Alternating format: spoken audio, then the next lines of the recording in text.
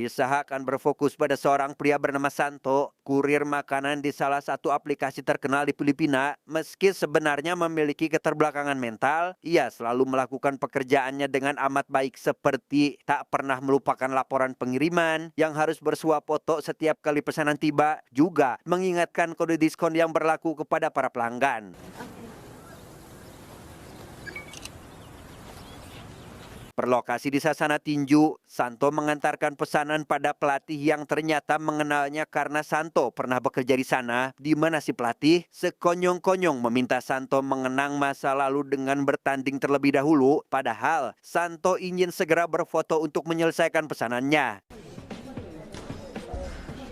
Santo, gawin muna natin to, subukan muna natin, ano? Diketahui Santo merupakan putra dari seorang mantan petinju profesional di kota ini. Tak heran bila si pelatih mencoba membujuknya untuk kembali menaiki ring dan bertinju seperti dahulu. Yang karena si pelatih tak ingin dipoto sebelum Santo bertanding, Santo pun tak punya pilihan selain menuruti permintaannya.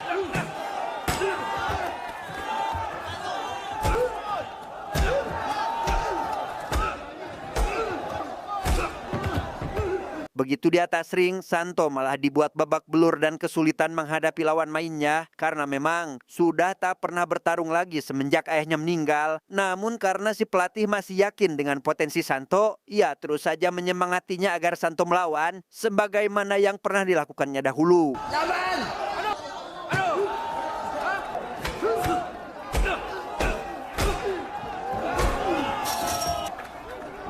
Tak menyerah sampai di sana, Santo kembali bangkit meski tubuhnya sudah babak belur setelah ia mengingat kembali semua nasihat ayahnya di masa lalu, sampai akhirnya memiliki keberanian untuk melawan dan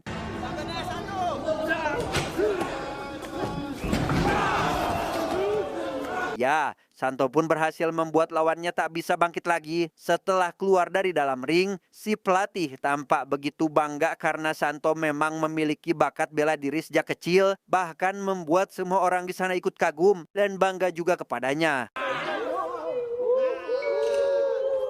Meski ditinggalkan sang ayah, Santo beruntung tumbuh di lingkungan yang baik. Salah satunya si Bibi, pemilik restoran depan rumah yang merawatnya sejak kecil hingga dewasa, di mana Santo tak pernah sekalipun lupa memberikan hadiah Natal untuk si Bibi yang memang sudah dianggap seperti ibunya sendiri.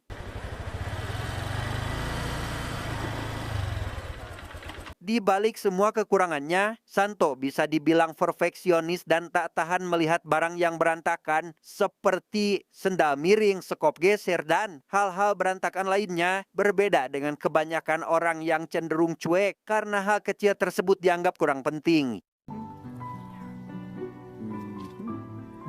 Diketahui Santo tinggal bersama teman masa kecilnya bernama Nisel yang sudah bercerai dari suaminya sejak 7 tahun lalu dan harus membesarkan seorang anak laki-laki bernama Miro. Meski tumbuh tanpa ayah kandung, Miro tak pernah kekurangan sosok ayah. Karena hal itu telah dipenuhi oleh Santo Saranggiri. Rasanya baru kemarin Nisel dan Miro datang ke rumah Santo. Kini Santo malah dibuat sedih setelah diberitahu jika Nisel menerima tawaran kerja baru di New York dan akan membawa Miro bersamanya, di mana kepergian mereka hanya tinggal beberapa hari lagi, sehingga hal itu membuat Santo hanya bisa ikhlas, tawado, sabar, meski sebenarnya sangat kecewa. Singkat cerita, Santo yang sadar kebersamaannya dengan Miro sebentar lagi pun meminta izin untuk mengajaknya main dan berjanji akan pulang tepat jam 5 sore. Namun meski Nisel percaya Santo tak pernah berbohong, ia tetap khawatir karena di luar sedang ramai oleh perayaan Natal, sehingga Nisel menyarankan mereka untuk bermain di rumah saja. Miro. Bagai masuk telinga kanan keluar telinga kiri, Miro diam-diam tetap pergi dan menunggu Santo di depan time zone langganan mereka. Kebetulan saat itu Santo baru saja selesai mengantarkan pesanan dan bermaksud istirahat. Melihat ada Miro sedang menunggunya, ia pun langsung menghampirinya dan menerima ajakan Miro untuk bersenang-senang sepuasnya. Karena Santo sering mengajarkan Miro untuk lebih peka, Miro yang melihat seorang gadis kecil seusianya masih ingin bermain pun langsung memberikan kartunya agar si gadis bisa melanjutkan permainannya. Namun selang beberapa menit, si gadis harus dipaksa pulang oleh sang ayah. Selesai bermain, Santo dan Miro menikmati es krim untuk yang terakhir kali sebelum mereka berpisah. Di sana Miro bertanya kenapa Santo tidak ikut saja pindah ke New York bersama ia dan ibunya, karena Miro jelas khawatir dengan bagaimana kehidupan Santo tanpa mereka. Sebelum pulang, Miro meminta untuk berfoto terlebih dahulu dengan Santo. Di saat melihat hasil fotonya, Miro tak sengaja menekan tombol terima pesanan pada ponsel Santo. Meski Santo bisa membatalkan pesanan itu, Miro lekas mengingatkan rating pada aplikasi akan turun dan meminta menyelesaikan pesanannya bersama-sama. Santo dan Miro tiba di kawasan sepi yang jauh dari keramaian, dan untuk pertama kalinya, Santo meminta agar Miro mengantarkan makanan tersebut kepada seorang pria yang tiba-tiba meminta mereka untuk berhenti. Namun karena makanan itu adalah milik rekannya dan COD atau bayar di tempat, Santo pun diminta untuk menunggu, sementara si pria akan membawa uangnya terlebih dahulu. Sabi magantay tayo dito. Dilihat dari tampangnya, Miro menganggap jika pria tersebut adalah preman, dan karena takut tidak membayar, Miro pun menyarankan untuk mengikuti si pria daripada menunggu, membuat si pria begitu kesal karena ia sedang bertugas menjaga tempat ini dari orang luar termasuk kurir. Cash on delivery po, 240 pesos. Karena tak mau ribet dan ingin Santo segera pergi, si pria pun membayar COD itu dengan uangnya terlebih dahulu. Namun belum cukup sampai di sana, Santo kemudian meminta bukti pengiriman dengan berfoto bersama, tapi tiba-tiba... Ya, betapa terkejutnya Santo dan Miro saat tak sengaja melihat aksi pembunuhan oleh mafia di gedung itu, sehingga mereka langsung berlari ketakutan yang disusul oleh para mafia itu karena takut akan melapor ke polisi. Terkepung dari semua sisi termasuk pintu keluar, Santo terpaksa membawa motornya ke dalam gedung, di mana Santo sempat berkali-kali mendapat perlawanan namun berhasil menghindari mereka semua sampai akhirnya...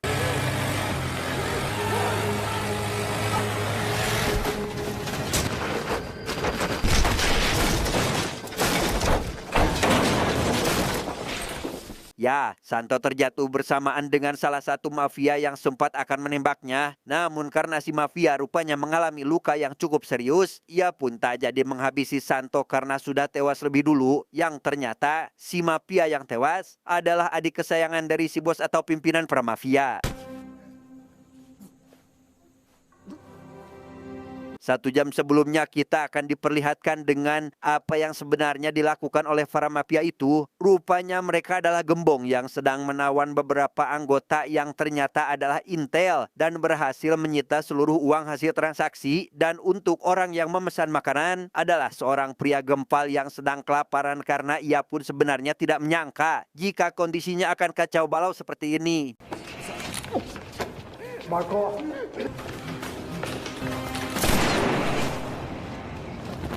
Salamat po sa pagpapadeliver ng On the Move. Kembali ke masa sekarang, si bos yang melihat adiknya benar-benar dibuat marah dengan Santo karena ialah penyebab dari kekacauannya dan kematian sang adik kesayangannya, sehingga si bos langsung meminta seluruh anak buah untuk membawa Santo hidup-hidup ke hadapannya.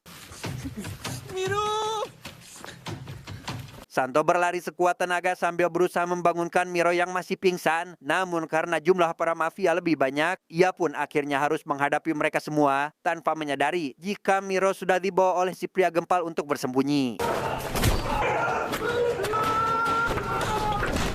Menyadari Miro menghilang, Santo begitu panik dan lekas mencari keberadaannya ke segala penjuru gedung, di mana para kroco bukan hal sulit baginya untuk dikalahkan. Karena satu-satunya yang membuat Santo panik dan frustasi adalah kehilangan Miro, hingga membuatnya sangat cemas berlebihan. Di tengah momen krusial seperti ini, Santo yang melihat sebuah puzzle pun sempat-sempatnya merasa harus menyelesaikan puzzle itu terlebih dahulu, membuat salah satu mafia langsung menyerang Santo saat itu juga dan...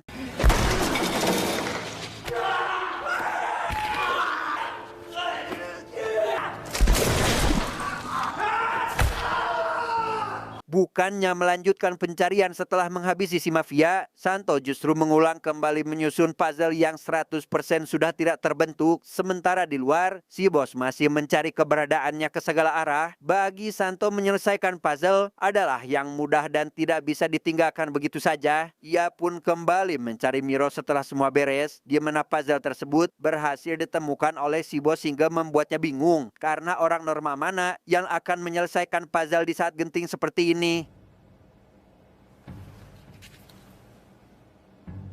Nizel yang khawatir pun segera menghubungi beberapa tetangganya barangkali melihat Miro ataupun Santo karena tak bisa dihubungi sejak tadi. Nizel malah dimarahi oleh mantan suaminya karena telah mempercayakan Miro kepada Santo. Namun Nizel merasa Santo akan bertanggung jawab dan pulang cepat sesuai dengan yang ia katakan. Berselang lama, Santo akhirnya menemukan Miro dan langsung memeluknya karena sangat khawatir. Yang pada momen itu, muncul si pria gempal bermaksud untuk menyelamatkan mereka. Namun karena Santo sudah menganggap semua orang di tempat ini adalah orang jahat, ia pun langsung menyerang si pria gempal dan...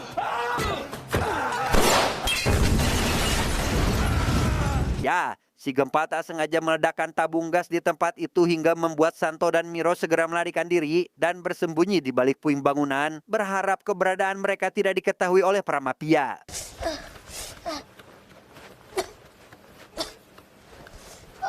Di tempat persembunyian itu, Santo sempat-sempatnya mencemaskan foto bukti pengiriman mereka tadi. Karena tak kunjung terkirim dan ditakutkan akan menurunkan rating pada akunnya, mereka pun akhirnya memutuskan keluar dari persembunyian untuk mencari sinyal sekaligus memberi kabar pada Nizel. Selesai dengan urusan sinyal, Santo berusaha meyakinkan Miro untuk kabur melalui jendela. Yang di tengah kaburnya itu, mereka ditemukan oleh si gempal yang untungnya membiarkan mereka kabur dan tidak memberitahukan keberadaan mereka kepada rekan-rekannya.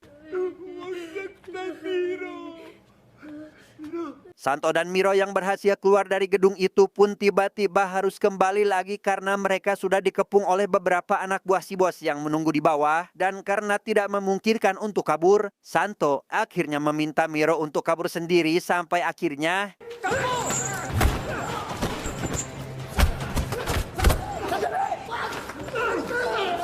Alhasil Santo pun berhasil dirantai oleh para mafia itu. Meski sangat mustahil untuk lepas, ia tiba-tiba kembali bangkit setelah mendengar Miro ditangkap oleh si bos, di mana pada momen ini terbukti jika ayahnya memang mewariskan bakat bertarungnya kepada Santo.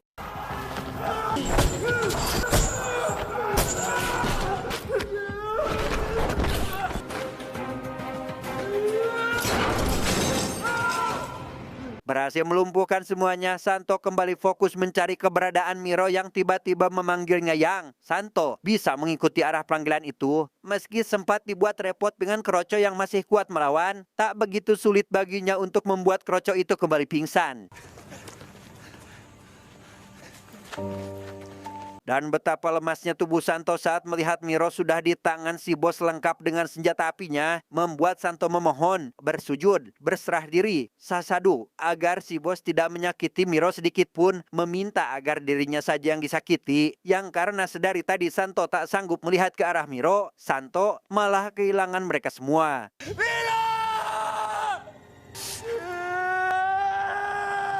Santo kembali memasuki gedung untuk mencari Miro. Mendengar Miro masih memanggilnya, Santo pun kembali berusaha melebarkan telinganya agar ia segera ke tempat Miro berada saat ini. Tapi tiba-tiba...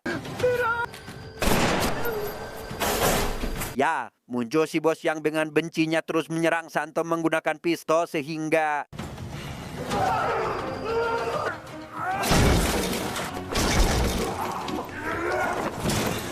Setelah mengambil jeda beberapa menit untuk istirahat, mereka berdua kembali membruta satu sama lain, di mana Santo langsung mengunci si bos seperti teknik pada MMA supaya musuh tak bisa bangkit kembali sampai akhirnya...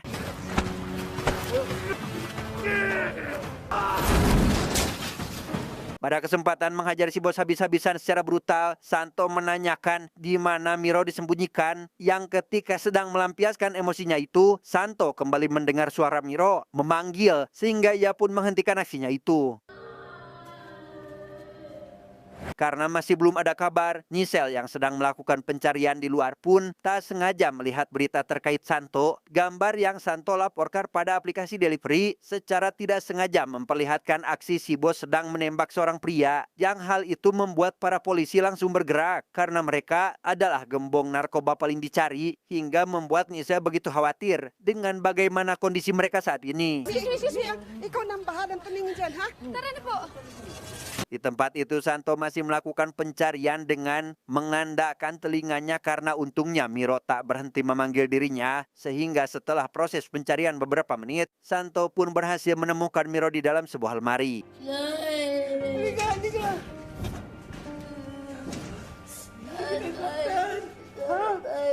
Santo dan Miro langsung kabur sebelum si bos mafia kembali menemukan mereka. Sempat terjatuh karena tenaganya sudah habis terkuras. Miro sebisa mungkin membuat Santo kembali bangkit. Semua pintu keluar ternyata sudah terkunci menggunakan rantai dan gembok yang membuat Santo dan Miro kesulitan membukanya. Dengan si bos yang rupanya masih kuat mengejar mereka, sampai ketika mereka masih berusaha membuka pintu, tiba-tiba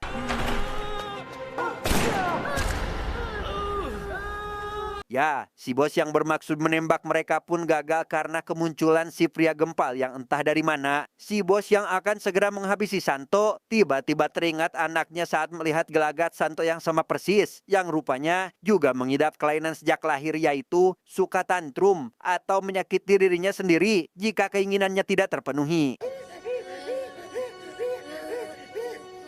Alhasil si bos pun tak bisa jika harus menghabisi orang spesial seperti Santo karena sama saja seperti sedang menyakiti anaknya sendiri. Sehingga tak lama setelah itu, para polisi pun akhirnya datang ke lokasi kejadian untuk mengamankannya.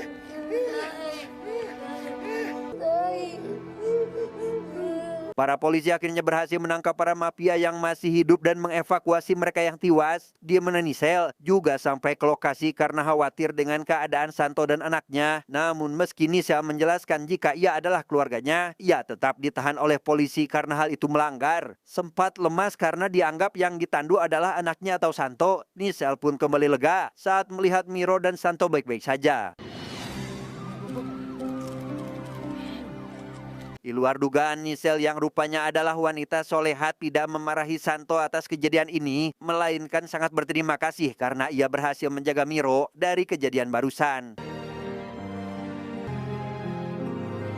1 tahun kemudian, Nisel dan Miro sudah berada di New York dan hal itu tak menghilangkan peran Santo sebagai ayah yang selalu ada hanya sekedar mabar alias main bareng. Meski bukan anak tiri apalagi anak kandung, Miro hanya anak dari temannya karena ia mampu untuk menggantikan sosok ayah bagi Miro. Tamat, ending yang sangat membagongkan.